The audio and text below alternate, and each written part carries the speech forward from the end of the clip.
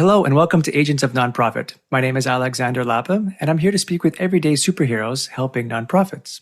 Joining me today is Jennifer Drago to talk about nonprofit life cycles. Jennifer, welcome to the show. Thanks so much. Thank you for having me.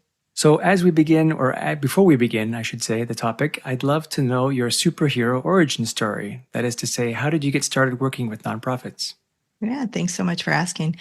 Yeah, I've actually, I would say I kind of fell into the nonprofit world. And here's how. I really wanted to be in healthcare. I started out actually as a pre-med student thinking I was going to medical school, but I fell in love with business classes. And so I ended up, after my undergrad, going into a master's in health services administration program, which really equipped me to help run hospitals. And so I guess, did I fall into it? Well, not all hospitals are nonprofit, but many of them are.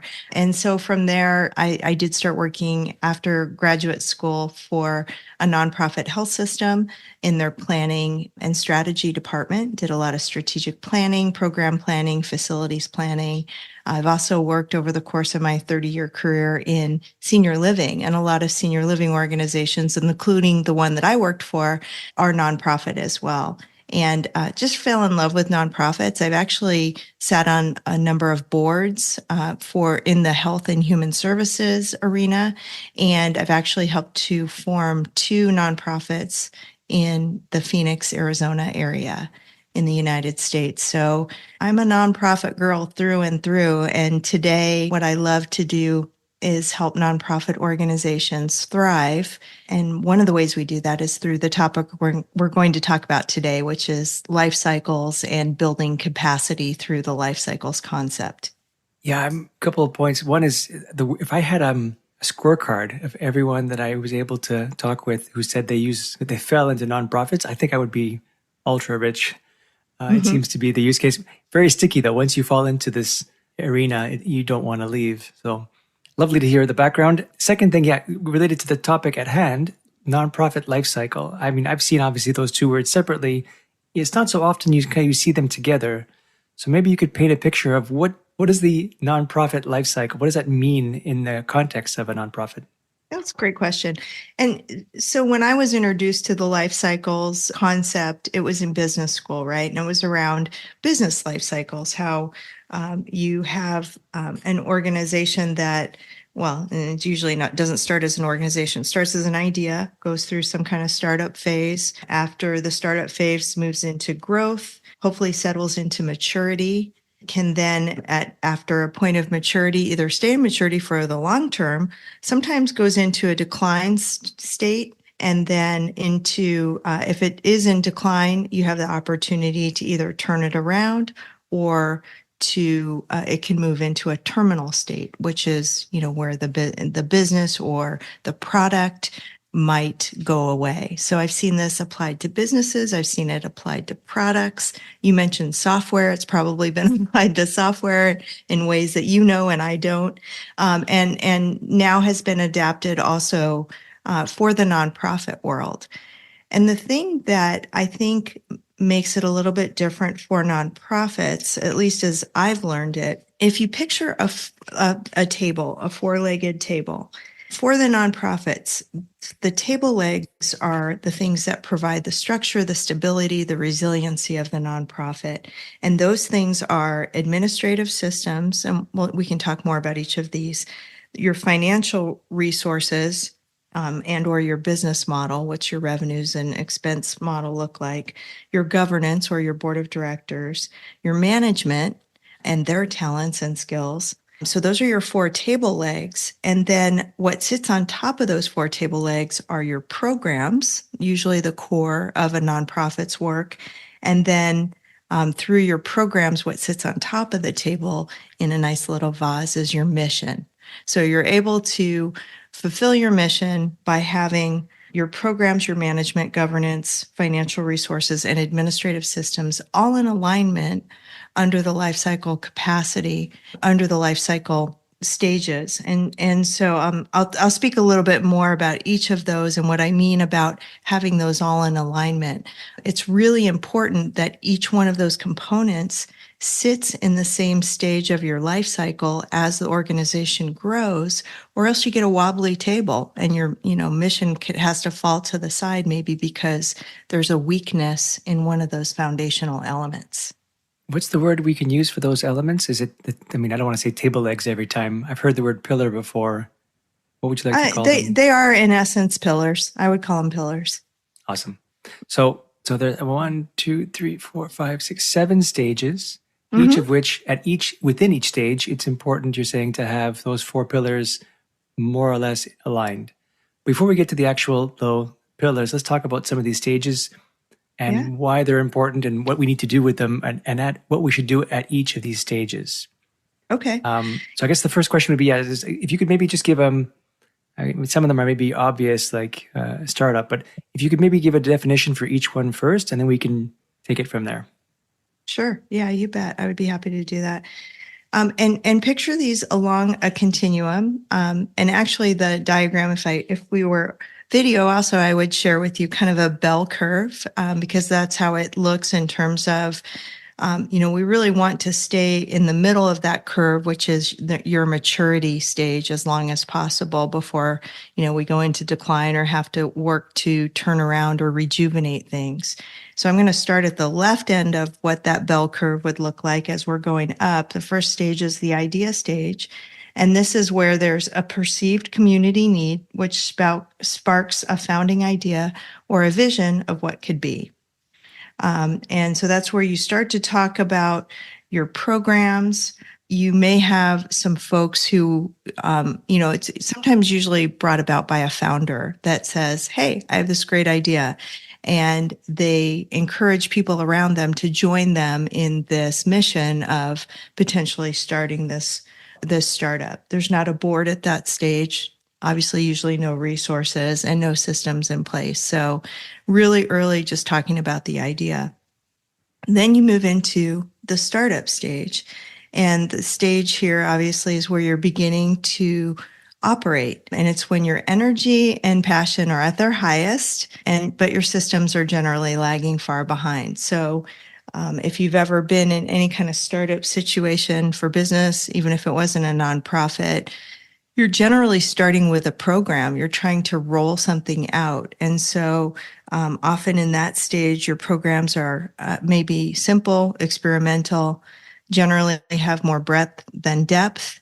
The volunteers that you have participating at that time are looking to a leader as the spark plug and the group most experienced staff person, but it's generally a group of volunteers that are working to get this thing off the ground. Again, usually not resources. There may be the beginnings of a board at that point, but it's generally the volunteers that are friends of a founder or someone that other people that have a passion. Then when you move into the growth stage, this is where you may have demand because you've started a program, and you may have service demand that exceeds your current systems and your structural capacities. That's a good thing to have, but often in this stage, you may not have the resources in place that you need to expand services. You may not have the systems in place to allow that to happen efficiently. You're trying to transition from a working board into a true governing board, and get that part going. And then, this is where the management can be a real hinge here for the organization, because this is often where we need to move from a founder-led organization into a professionally led organization. Sometimes founders have the opportunity to be true leaders because they've been in the business world or they know how to lead. But often we find that the founders are the ones with the passion, but not necessarily the managerial skill. So that can be a real critical part of this growth phase. So the growth is typically characterized by a lot of angst because you have demand and everyone is running as fast as they can, but they're also getting tired. The maturity phase is when the nonprofit has a reputation by that point, usually for providing steady, relevant, and vital services to the community. They hopefully have a strong organizational foundation and an overall sense of security. So the maturity stage is the stage we're all striving to get to. And that's when all those different table legs are aligned. The decline stage is when the organization is having to make decisions based on internal factors rather than external client needs that can result in diminished direct census or insufficient current income to cover operating expenses. So something has changed to trigger a decline. It can be a change in demand. It can be a change in your environment. It can be a change internally in management.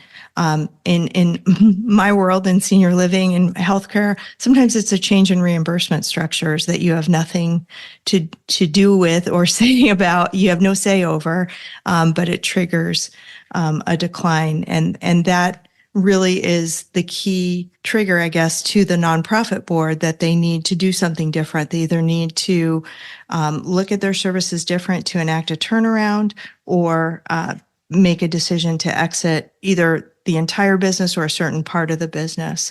So the turnaround is an organization that's at a critical juncture because of lost market share and revenues, but through self-awareness and determination have taken decisive action to reverse prior actions in favor of market relevance and organizational viability. And then terminal would be an organization that has lost its will, reason, or energy to exist. I imagine that the delineation between each of these stages isn't super clear, but I do understand that there's a need, there's an importance to know where you are in which of the stages you're in. I'm curious to know, what can a nonprofit do to figure out where they are and why would they really, like, what are the real benefits to know, we're in this phase, therefore we should be doing this, I guess is the answer, versus we're in that phase, therefore we should be focusing on something else. Great question.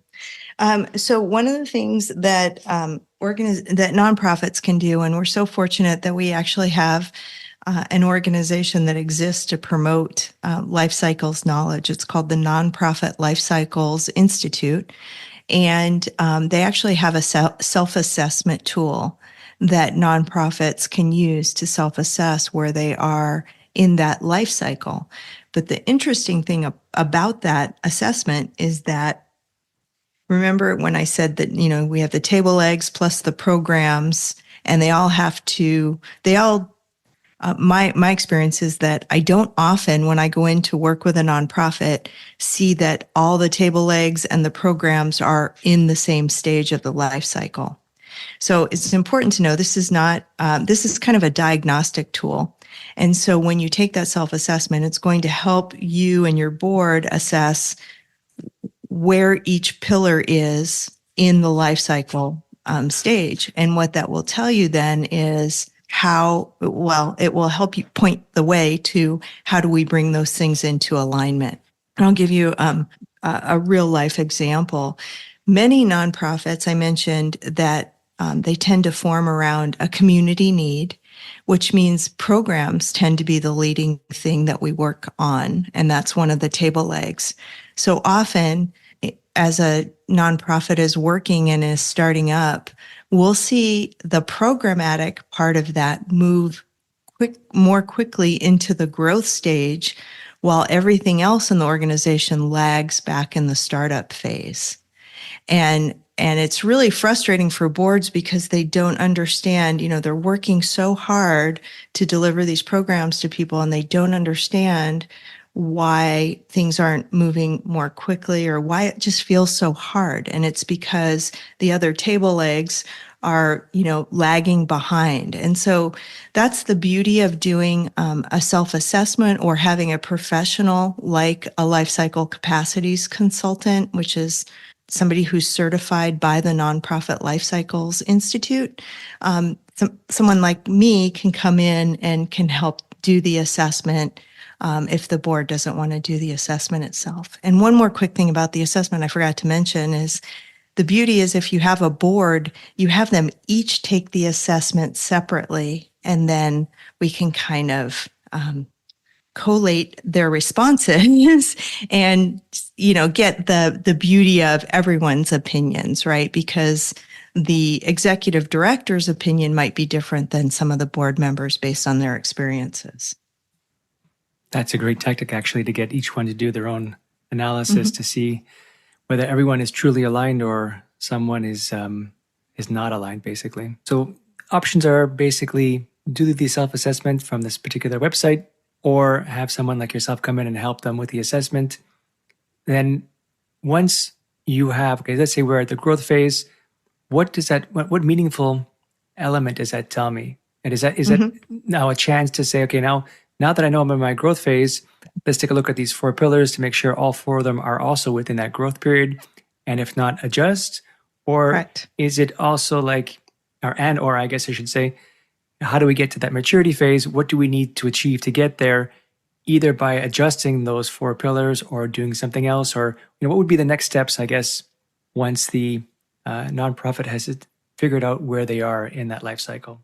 Great question.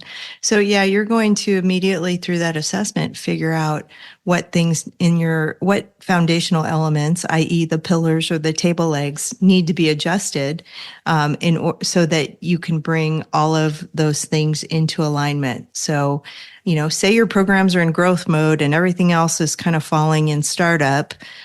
Your first step is going to be what action should we be taking in each of those pillar areas to bring them into growth mode.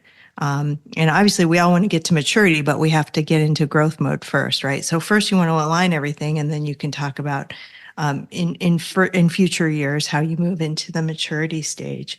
But I find that often getting out of the startup phase is the hardest thing for nonprofits. As I mentioned, the programs generally go first, but I think we underestimate in nonprofits the importance of a couple of things.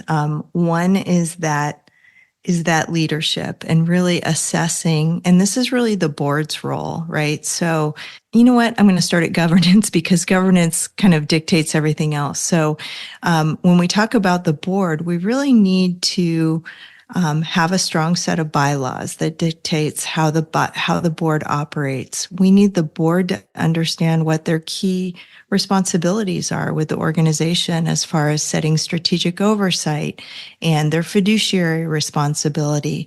We need to make sure that at the board meetings, we're talking about the strategic priorities of the organization and that they have a strategic plan to begin with, and that we're also reviewing the financials. And the board is responsible for all of that. And often in earlier stage startups, I find that the board maybe doesn't understand all of those responsibilities and isn't fulfilling the roles that I've just described. Another role that they have that's a key role, there's 3 of them, is oversight of the CEO. And so the CEO, remember I said in the startup phase, generally it's a founder who's got a lot of passion, they're a spark plug, but they may not come with leadership skills. And to run a nonprofit and to be productive and manage expenses and hire the right team members, you have to have the skills that equip you to do that, and probably some experience doing that as well. So often, what's required to move from startup into a growth phase is that we need to replace the founder with a talented executive director that can take the nonprofit into the next stages of the nonprofit's growth. That's hard because sometimes the founders run the show, and even though the board should run the show in a nonprofit, the founders are running the show. And who's going to tell that founder that they need to be replaced or that they're not in the right seat on the bus? So that can be a big challenge. But so what I see often, again, just to recap, is that in the startup phase, we need a strong board first and foremost. We need strong leaders. And then we need to build under that board and the leaders the financial business model, the revenues and expenses that are going to sustain the organization long term, as well as the systems and processes that are replicable and that are ultimately efficient. So you kind of glossed over it, but I think it's an important point to underline is, and I don't have any numbers for this, but I get a sense that a lot of nonprofits do get stuck in that startup phase where maybe the founder isn't ready to give up their passion project to move to allow the board to elect somebody who is more of a leader or a manager, and or maybe some technology issues or other issues. They kind of get stuck often in that startup phase. And I wanted to know, would you agree? And is there any tips, high level, let's say, that they can do to help them along to get to that growth phase? Yeah, great question. I would say that I see many, many smaller nonprofits start and stay in startup phase. In fact, I worked with one last year that was a 20-year-old organization. And when I did the assessment, I said, you're still in startup phase. And they said, how can that be? We're 20 years old. This isn't a time-bound assessment. The reality was they had just hired their very first executive director. Their board wasn't functioning in some of the ways that we described. They didn't have the systems and processes, and they certainly didn't have a strong business model. So I agree with you and your point that many organizations don't get past the startup phase. And why? I think it's just that they're doing the best they can delivering the programs and assuming everything else is going to follow. But unless they are educated in the things that I've just described, they're not going to be able to move past that because they may not know what they don't know. In other words, many nonprofits don't understand the importance of governance and the strength of their board and having the board maintain their three main priorities, how important that is in building the competitive advantage for the organization in the long term. So that's why I'm really excited to get information out about this assessment tool, because I think it really becomes educational and foundational for the nonprofit. It clearly, points out to them where they need to focus their efforts in order to move the organization forward, but also to make things feel easy, right? We get into nonprofit work because we want to do great things. And when part of our organization is in growth and part of those pillars are laying in startup mode, it feels really difficult. We're kind of working against ourselves. So we mentioned that the target really is to stay as long as possible, and it is apparently possible to stay in that maturity phase for a long period of time. I'm curious to know what do you normally recommend to a nonprofit to avoid going to the decline and the turnaround phases, or especially the terminal phases? Like, are there certain clues that nonprofits can look for? I don't always like focusing on the negative parts, like what they shouldn't be doing, but instead of what they should be doing. But are there any indicators to say, hang on a second, we could be slipping toward the next phase, which we don't want to do. Let's decide how we adjust from here. That's a great question. I would say that the things that the board should be looking at the maturity stage are all the key indicators about their business. So, is demand changing? Is the financial situation changing? And have we made the relevant adjustments? So, for example, in this last couple of years, we've had huge inflationary pressures, which have caused huge increases in salary ranges, at least in my area.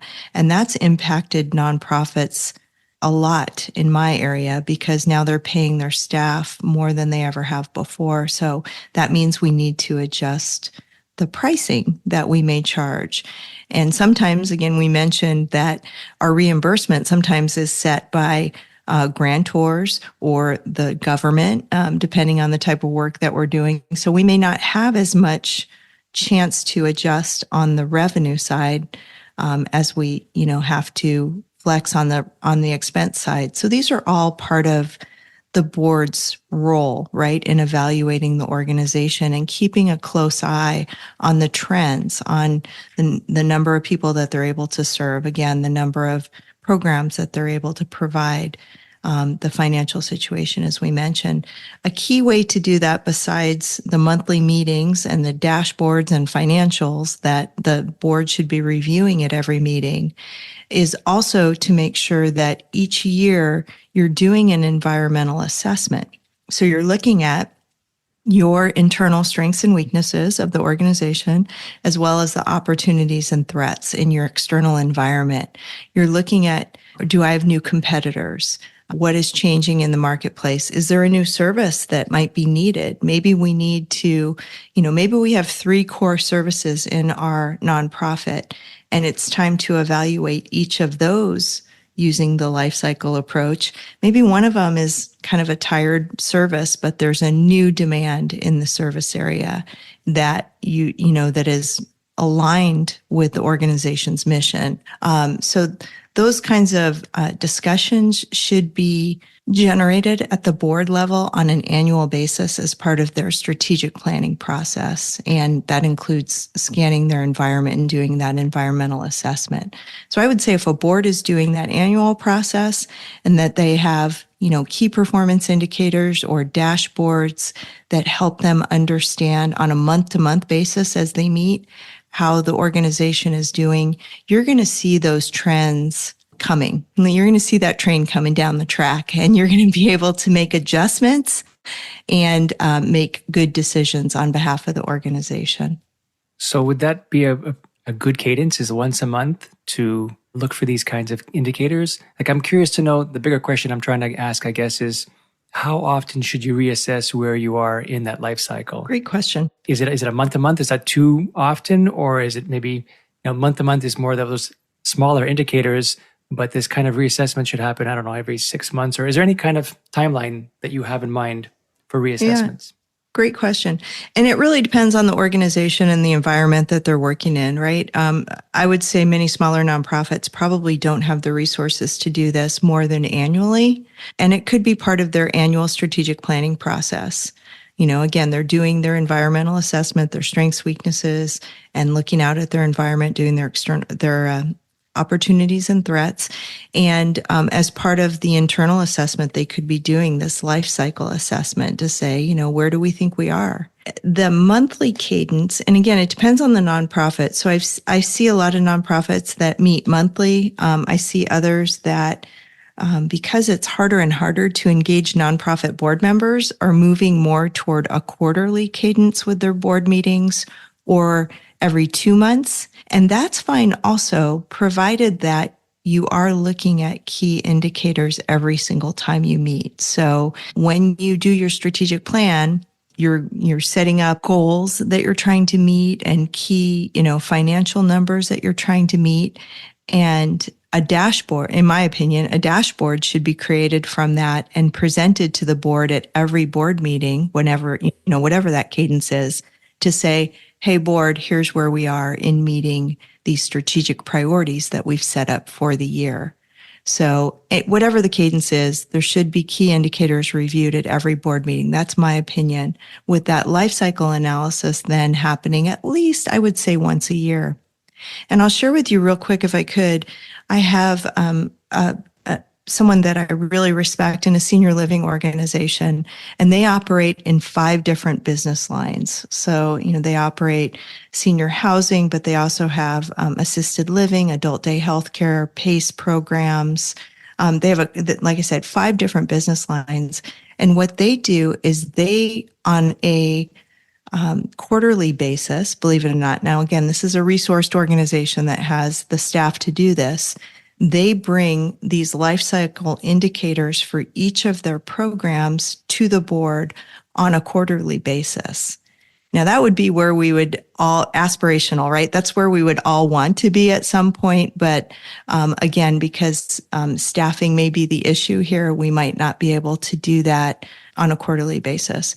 But if you do operate in different business lines, that's something else you can do with this life cycles approach, is apply it to each of those services, because you may find differences in each services or find an opportunity for a turnaround or additional growth in one of the service lines that doesn't apply to other service lines, if that makes sense. Yeah, it does. And it's always nice to have a target in mind, even though you can't quite get there. At least you know what that target looks like. I'm also curious then, especially more toward, I don't know why my focus is on the decline and turnaround phase, but let's say a nonprofit has noticed that they're in the decline phase. Like, what does that turnaround phase mean? Is that really a pivot of some kind Is there any kind of patterns that you can share? Like, I imagine they want to reinvent themselves in some capacity to stay relevant, to stay, up to date, to maybe to reconnect with the next generation of donors and supporters. What does a positive turnaround normally or could look like? It's a great question.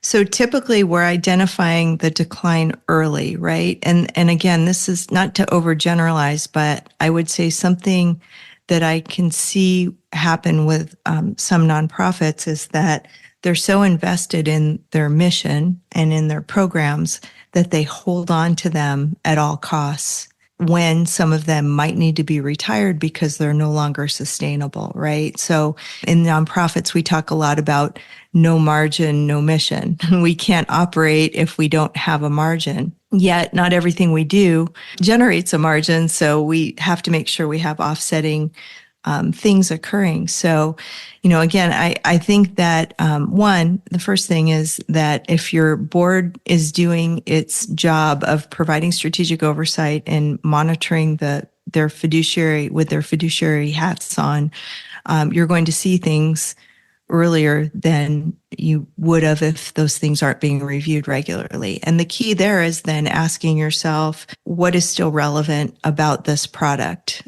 Is it something that's desperately needed in the community and we want to continue to offer it? If our revenue sources have dried up, or if we mentioned reimbursement sometimes doesn't change for these services from the government side as quickly as our expenses are changing. So maybe advocacy is needed, right? Whatever the issue is that's needed, if the organization can, with eyes wide open, take a look at what are the levers we could pull here to make a change, they have more of an opportunity potentially to orchestrate a turnaround. So to answer your question about what are the characteristics, I would say you have a board and a leader that are aligned in being really honest with themselves about what they're seeing in the trends, a willingness to consider lots of different options, and those may include partnerships with competitors. I mean, there's so many unique ideas that are happening today in community to solve the needs of our, the folks that we're serving. So you just get really creative. You figure out, what is going to be the best thing for our organization. And, often you can start to pull some of those levers and hopefully enact a turnaround before a decline, before the, terminal is needed. That's really the goal. So you mentioned that website for the self-assessment. If you could maybe reshare that link, because I didn't quite capture it, and we can put it into the show notes, as well as, do you know of any other resources that are supplementary to that website to either give nonprofits an idea of the life cycle in general, or those 4 pillars we mentioned, just to be able to get, more information so that they can learn more about this? Yes. So the organization that I spoke of is called the Nonprofit Lifecycles Institute, and their website is nonprofitlifecycles.com. And there you can learn more about life cycles, and then also potentially seek the assessment. Also on this website, they have a list of life cycle capacity consultants like myself who might be available to assist you in doing this assessment and or helping you formulate a plan to address things that come out of that diagnostic assessment. Another great tool or another great organization that I'd love to point you toward is called BoardSource. BoardSource.org is the website, and they have a lot of governance information, and a lot of it is free. You can join as a member for a couple $100, but you also can get a lot of really great resources that are free right off their website. And again, we've talked a lot about governance and the role of the boards, and they have a lot of tools that help boards to really educate themselves and advance themselves so that they can serve the nonprofit the way that is intended. And I would just like to offer myself as a resource. For sure. Can tell, I'm a nerd when it comes to all things governance and nonprofits, and I love this life cycles concept. So I'm open to help answer any questions or point anybody in the direction of resources and assistance. And my website is peak2profit.com. And I know you'll put that in the show notes as well. And I'm also pretty prolific on LinkedIn in terms of resources and information that I like to share. A lot of it is around nonprofit management and governance. And so if we could connect on LinkedIn, that would be great as well. And I'll give you my profile, and you can put that in the show notes as well if you like. Perfect. Jennifer, this has been great. Thank you so much for joining me today. You bet. It's been my pleasure. Thank you so much for this opportunity. All right, that's it for today. I am Alexander Lapa, and I hope you join me again in the next Agents of Nonprofit.